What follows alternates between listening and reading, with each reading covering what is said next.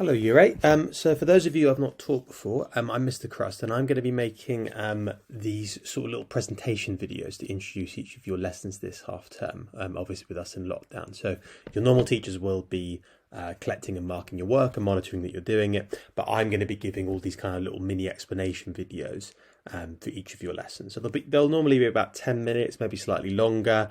I'm just going to go over some of the key ideas for your lessons, okay? Right, what I'd like you to do very quickly now, please, is I would like you to pause this video in a second, and I would like you with a piece of paper, please, just to write down the title for your work today, which is Introduction to the Reformation, okay? I'd then want you to brainstorm some ideas in answer to this starter question, okay? So you've got a few pictures here that give you some ideas about the power that the medieval church had over people.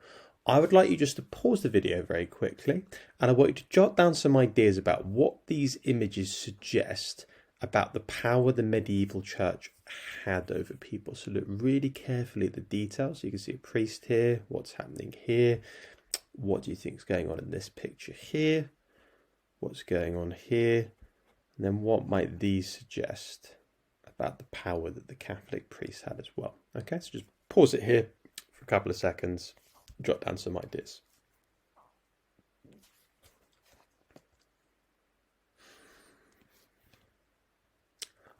Okay, right, so you should have hopefully got maybe 3, 4, 5 bullet points there about some ideas. Now, I suspect a few of you have picked out to start off with, very firstly, some ideas about the land and wealth of the church, okay? Now, in medieval times, the church actually owned between 10 and 25% of all the land in Europe, okay? Remember, in medieval times, there weren't big cities, there wasn't industry, so land was the main form of wealth, and the church controlled 10 to 25% of it, okay? Back in those days, everyone had to pay the church a 10% of their income or 10% of their harvest, 10% of the food they made. And that tax was known as a tithe. It comes from the Latin word for tenth. So to give you an idea about how much power the Catholic Church had in medieval times, 10% of your income would automatically, without a choice, have to go towards the church. Here you can see some medieval peasants collecting their tithe, working on church lands. But people also paid the church money in exchange for forgiving them for their sins. Okay, now these things were known as indulgences. So if you committed a sin, you could pay the church some money and they would say, right, we've absolved you of your sins because you've given some money to the church. So the church collected loads of money for a combination of land, the tithes they collected, and then also from these things known as indulgences, which we'll talk about more in future lessons. Another thing some of you probably picked up on in terms of power that the church had over people was, remember, in medieval times, people were very religious, and almost all people believed in the idea very strongly that there was a heaven and hell that you went to when you died. And some of you might have guessed from this picture, this is a moment called the weighing of souls, where the Catholic Church taught people that when you died, you go to heaven, your soul would be weighed up, and then depending on how you did, you'd go to heaven or you'd go to hell. Now, because people believed very strongly in heaven and hell, it meant that the medieval church had a lot of power over people, because people believed that they needed the church's guidance to get into heaven and avoid hell. So if everyone believed in this idea, and you think that the only way that you can get into heaven to achieve salvation and reach God is through the church, you're going to make sure you listen to the church. And the other reason why the Catholic Church had lots of power over people was the Bible at that time was only written in Latin, which the majority of people could not read. It was a language that only really the Catholic priests could understand. And that gave the priests a lot of power. And for reasons I'll quickly illustrate with this example. So if I told you, for example, here, right, that I speak fluent Japanese, these are your new classroom rules. This one says that when you come into my classroom, you have to pay me £10, right? It's on the wall, says over there, you've got the school rules. Now, why wouldn't you be able to challenge me on that? Well, because you don't speak Japanese. You have to rely upon me to work out what the rules actually are. And that's kind of the way the Catholic Church worked, okay? They had a power of what we might call the power of interpretation, because they were the only ones who could read the Bible. And remember, most Christians believed that to get into heaven, you needed to understand what was in the Bible.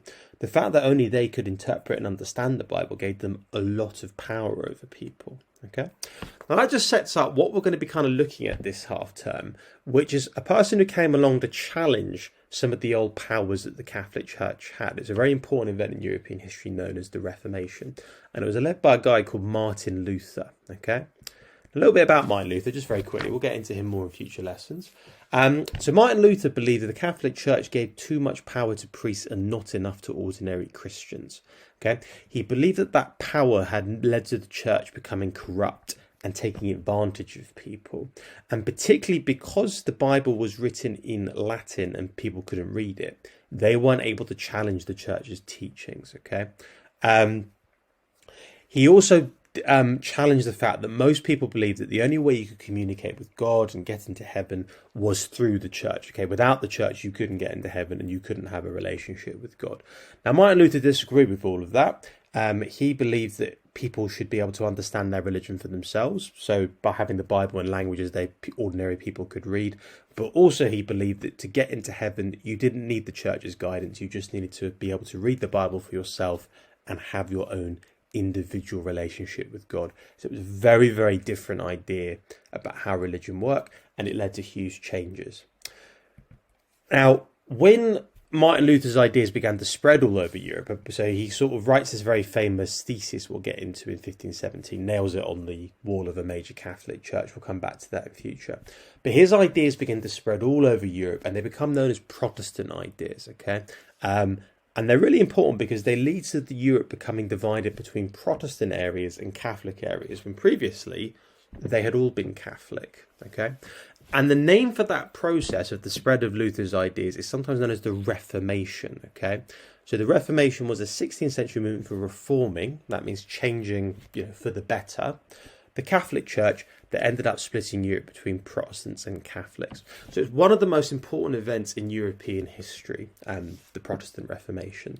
Just a little quick note on the key words that are in it.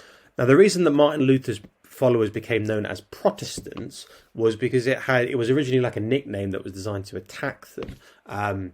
The idea of a Protestant was it had the word protest in it, because the idea was Luther and his followers were protesting too much against the way the church was run. So it was kind of meant to be a horrible nickname, but they quite liked it, so they stuck with it. So they became known as the Protestants, these people who broke away from the Catholic Church and wanted to do things differently. And they called it a Reformation because a reform is meant to be something where you change things for the better. Okay, so we're going to be learning all about the Protestant Reformation and why it was important for the next few weeks. Now, your big kind of inquiry question for the whole half term is we're going to be thinking about how important Luther's ideas were for unleashing the Reformation. So we're going to look at what his ideas were, why people found them inspiring, but then we're going to think about actually, was it just his ideas, or were there things about the time which made those ideas very popular? So it's a big kind of debate in history in general about how important are ideas in history compared to things like technology and the reasons why people receive ideas well and those kind of things. But the big focus of what you to have for your made written work today is we're just going to be thinking about why the Reformation was important, because I think when you learn a new topic, it's worthwhile saying, well, there's lots of things we could learn about in history. Why is this topic so important? So the worksheet you're going to have to do in a minute is focused on this question about what the Reformation led to. Okay, why was it important? Now, we've said already that it divided Europe because it led to, previously Europe had been united as the entire Western European continent was Catholic, but then it became divided between Protestant areas and Catholic ones. And one side effect of that was it led to lots of war and conflict. Now, have a quick look at this picture over here just for a few seconds, okay? Don't have to write anything down. What do you think is going on in this image? And then what do you think might be happening in the rest of the image I'm about to show you? So have just a quick look at that picture. What do you think might be going on there? Now, this picture is actually a pretty horrific one that is a kind of symbol of like the darker side effects of the Reformation, okay? Now, this is a picture of the destruction of a very famous Protestant city called Mainz in Germany in 1629, which was captured by Catholics who were intent on stopping the Reformation, stopping the spread of Martin Luther's ideas. And after they captured the city, they hung all of the Protestant men of the city from treason. Allegedly about 2,000 or 3,000 people were killed. So one major side effect of the Reformation was it led to lots of war and conflicts for over 100 years, from really 1517 when Luther's ideas first come about to 1648. Europe is divided and there are major wars between Catholic and Protestant powers, okay? So it leads to extreme violence throughout Europe as Protestants and Catholics fight for control. The Catholics in particular try and stop the spread of Protestantism. And most famously in an event called the 30 Years' War from 1618 to 1648, pretty much all European countries fought in this war that was a battle for control between Catholics and Protestants. And in that war, just to give you an idea about the level of the violence, about 40% of Germany's population died, which was a higher percentage than World War I and World War II combined. So the Reformation led to huge conflict between Protestants and Catholics for, over 150 years. So that's one reason it's important. So we've seen the Reformation is important because it divides Europe between Catholics and Protestants. It leads to war and conflict. But the more important one for what you're going to be looking at today is the longer term changes it has in terms of changing people's ideas and how they thought about the world. And this is probably the thing that historians think was most important about the Reformation, how it changed the ideas in people's heads from medieval times. Now, one of my favourite quotes from a historian called Diarmaid MacCulloch, who's a very famous historian of the Reformation, is he described the Reformation as an unstoppable acid that once it was unleashed would burn through all the floors of the house.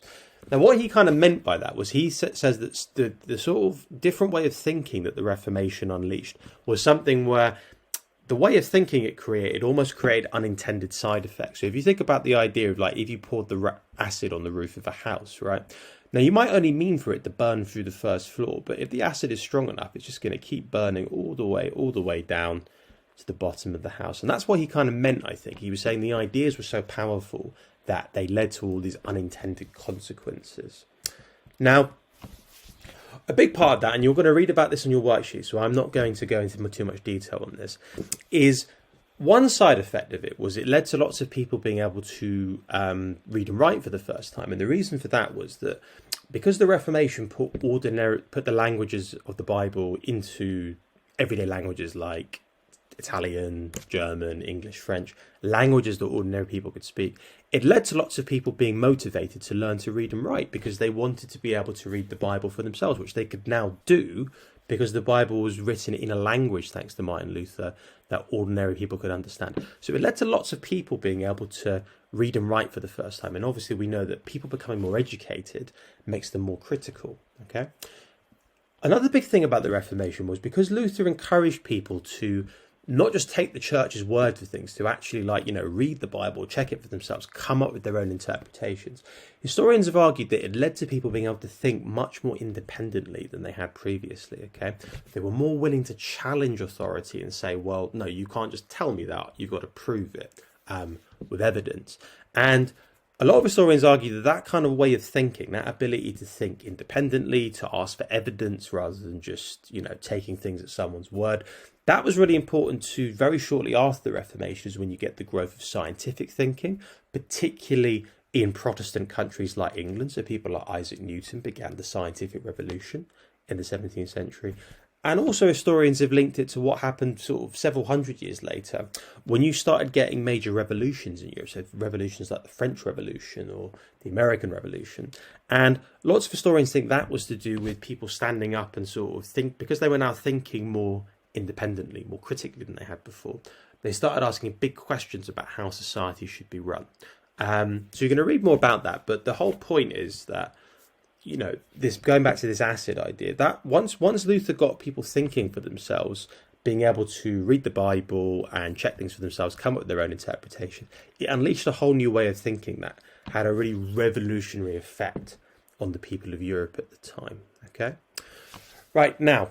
Year 8, your main task now then is if you go into the file section on Teams, there is a worksheet uploaded which should look like that. Okay, so you've got an information sheet here and you've got 7 questions on it at the bottom. So what I'd like you to do on your piece of paper is just to answer those 7 questions in full sentences on your piece of paper or on your books or whatever it is you've got with you. So either online paper or in your exercise books if you've got them.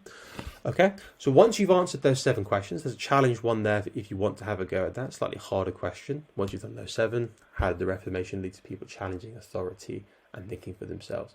Now, once you've answered those questions, okay, you've got 3 other things you need to do. So you answer those questions. I'd then like you to watch, there's a very short 4-minute video, which if you go on the playlist will be the next video on. So it'll be called it'll be 1.2. I'd like you to watch that once you finish watching this video. That will just give you a bit of extra background. Once you've watched that, you've just got 2 other things you need to do before you leave. There is a 10-question quiz, which is just a very simple multiple choice question one. That will take you about a minute. So you've got 10 quick questions to answer on Teams. And the second thing is you've also got an exit pass you've got to do. So this is a big question for today's lesson. And the question you've got to answer is what changes did the Reformation lead to? Okay, so you'll see on there's a few key words I want you to try using in your answer. But you're just going to try and answer that big question in a paragraph, and your teacher's going to give you some feedback on your paragraph. And the best ones will be getting class points and also stars of the hour this week. Okay, so that's all you need to do, guys. Remember, once you've completed those questions from that worksheet, you need to watch the second video, which is just followed on from this. It's 4 minutes long, next down one in the playlist. And then you've got your exit pass and your quiz to do, and then you're finished, okay? All right, have a lovely lesson year 8, and I'll see you for your next lesson.